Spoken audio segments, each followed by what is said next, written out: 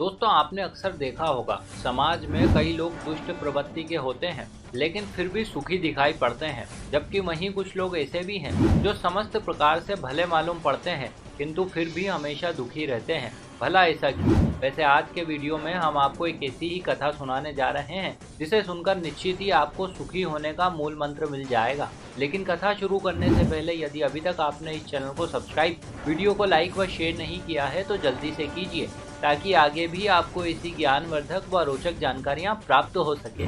नमस्कार और एक बार फिर स्वागत है आप सभी का आपके अपने वीडियो कलेश यूट्यूब चैनल पर।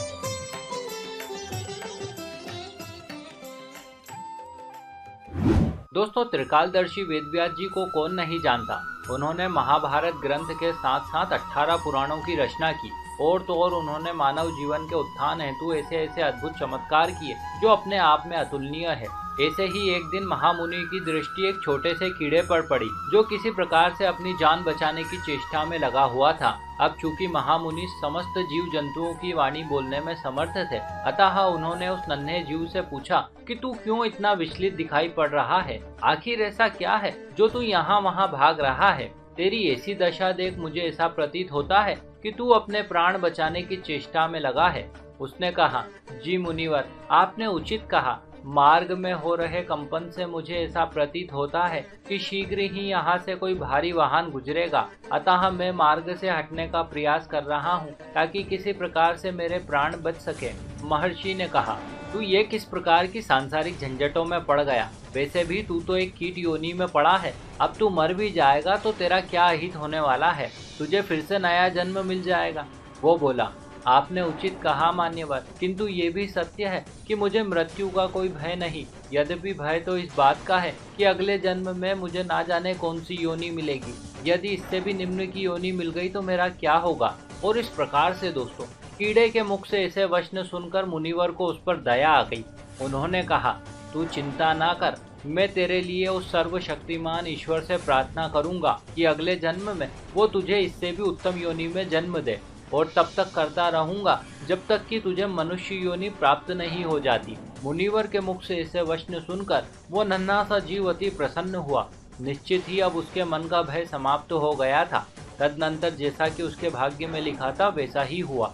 कुछ समय पश्चात वहां से एक बैलगाड़ी गुजरी और उसके पहिए के नीचे आकर उस कीड़े की मृत्यु हो गई। फिर अगले जन्म में उसे काग योनि मिली। फिर काग योनि से भी मुक्त होकर वो श्वान के रूप में आया और फिर वो हर बार महर्षि के आशीर्वाद से उत्तम योनियां प्राप्त कर वैश्य वर्ण में जन्मा। तब भी उसे महर्षि का सानिध्य प्राप्त हुआ।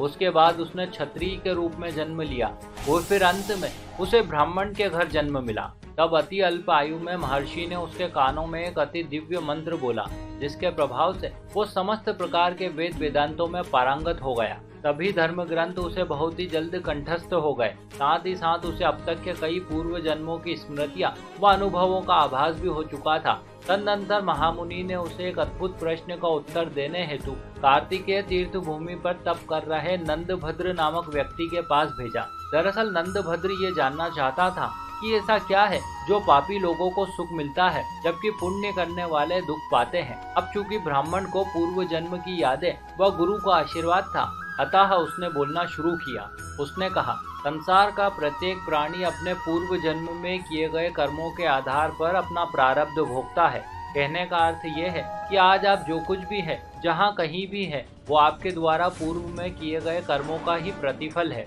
अब इसमें होता यूं है कि यदि किसी व्यक्ति ने अपने अतीत में यदि कोई पुण्य कर्म किया है या दान दिए हैं तो इस जन्म में उसे उसका लाभ अवश्य मिलेगा। फिर चाहे वो व्यक्ति कितना ही बुरा, दुष्ट या अत्याचारी ही क्यों ना हो। लेकिन हाँ, यदि वो अपने वर्तमान समय में सत्कर्म नहीं करेगा तो निश्चित ही भविष्य में या अगले जन्म में उसे भांति भांति के कष्ट झेलने पड़ेंगे। और इस प्रकार से दोस्तों महर्षि के शिष्य ने नंदभद्र के प्रश्न का उत्तर दिया। साथ ही साथ उसने ये भी कहा कि जिस प्रकार से मैंने अनंत जन्मों तक गुरु के सानिध्य में रहकर अपने जीवन को उत्तम बनाया, उसी प्रकार से तुम भी श्रेष्ठ गुरु के चरणों में अपने जीवन को समर्पित कर दो।